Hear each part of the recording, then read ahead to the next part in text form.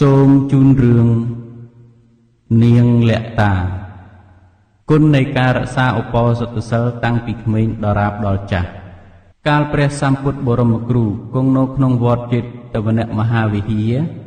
ជាអារាមរបស់អនាថបណ្ឌិតសទ្ធិនាក្រុងសាវត្ថីកាលនោះមានធីតាម្នាក់ឈ្មោះនាងលក្ខតាជាកូនរបស់សាវត្ថីឧបាសកនាងលក្ខតាធីតានោះជាស្ត្រីមានប្រាជ្ញាឆ្លៀសវៃ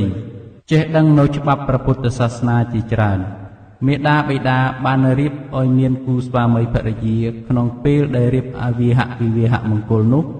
បាននិមន្តព្រះសង្ឃមានព្រះពុទ្ធជាប្រធានទៅថ្វាយផត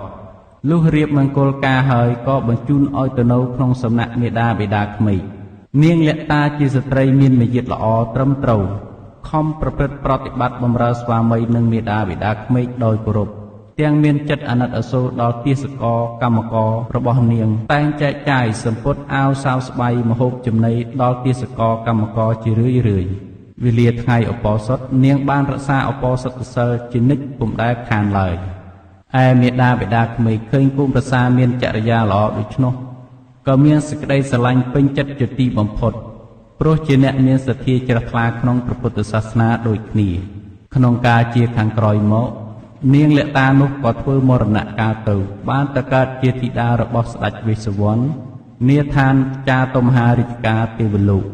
មានឈ្មោះថាលក្ខតាដោយឈ្មោះនៅក្នុងឋានមនុស្សលោកឯព្រះបាទវេស្សវណ្ណនោះមានព្រះរាជធីតា5ព្រះអង្គគឺនាងលក្ខតា1សច្ជា1បវរា1អច្ឆិមុតី1សុត្រា1កាលបើធីតាទាំង5នេះកើតឡើងហើយសកទេវរាជក៏នាំយកទៅឋានត្រៃត្រឹងឲ្យធ្វើជាបាតបរិចារិការបស់ព្រះអង្គតែងឲ្យនាងទាំង5លេងរបាំថ្វាយទតរាល់ថ្ងៃមួយធីតាទាំង5បានជជែកគ្នាថាយើងទាំងអស់គ្នានេះអ្នកណារាំច្រៀងពីរោះល្អជាងគេនាងមួយថាខ្លួនក្រាន់បើនាងមួយទៀតថាខ្លួនក្រាន់បើជាងជជែកគ្នាមិនដាច់ស្រេចក៏នាំគ្នាទៅថ្វាយបង្គំព្រះបាទវេស្សវណ្ណជាបិតាហើយទូលសួរថាបបិទ្ធព្រះបិតា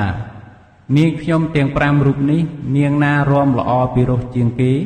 ព្រះបាទវេស្សវណ្ណបានឮរាជបុត្រីសួរដូច្នេះហើយក៏ប្រាប់ថាមនាកូនសម្លាញ់ឪពុកបើនាងចង់ដឹងចូលនាំគ្នាទៅរាំច្រៀងក្នុងទីប្រជុំនៃទេវតាក្បែរមាត់អនោតមហាស្រះនាព្រៃហេមពាន្តឯនោះទើបដឹងប្រកាសបានព្រះរាជបុត្រីទាំង5អង្គក៏នាំគ្នាទៅរាំច្រៀងក្បែរមាត់អនោតមហាស្រះតាមព្រះរាជបញ្ជារបស់ព្រះបិតាក្នុងពេលនោះទេវតាទាំងឡាយបានដឹងដំណឹងនោះហើយក៏នាំគ្នាឈូឆរទៅប្រជុំនៅព្រៃហេមពាន្តច្រើនមីដេះដាស់ពេញព្រៃទាំងមូលពេលនោះព្រះរាជបុត្រីក៏ឡើងរាំច្រៀងម្នាក់ម្ដងដរាបដល់អស់4នាក់នៅសល់តែនាងលក្ខតាមួយពុំទាន់ច្រៀងកាលបើធីតាទាំង4នោះច្រៀងចប់ហើយពួកទេវតាទាំងឡាយក៏នៅស្ងាត់ឈឹងឥតឮសូរស័ព្ទសាទុការឡើយបន្ទាប់ពីនោះមកនាងលក្ខតាក៏ក្រោកឡើងច្រៀងរាំស្រែកច្រៀងមានសម្លេងពីរោះឮណែនពេញព្រៃហេមពាន្តទាំងមូលលុះច្រៀងរាំចប់ហើយពួកទេវតាទាំងឡាយក៏ស្រែកឲ្យពោសិក្សាទុការលន់ឮក៏ក្រើកញាប់ញ័រព្រៃហេមពាន្តលំដាប់នោះនាងសុត្រាជាព្រះរាជបុត្រីពោបង្អស់នឹកស្ងើចអស់ចាក្នុងចិត្តទើបសួរទៅនាងលក្ខតាជាបងថាបងបានធ្វើបុណ្យដូចម្ដេចពីជាតិមុនបានជាមានរូបល្អមានសម្លេងពីរោះមានប្រាជ្ញាច្រើននាងលក្ខតាប្រាប់ថាបានជាបងមានរូបល្អមានសម្លេងពីរោះ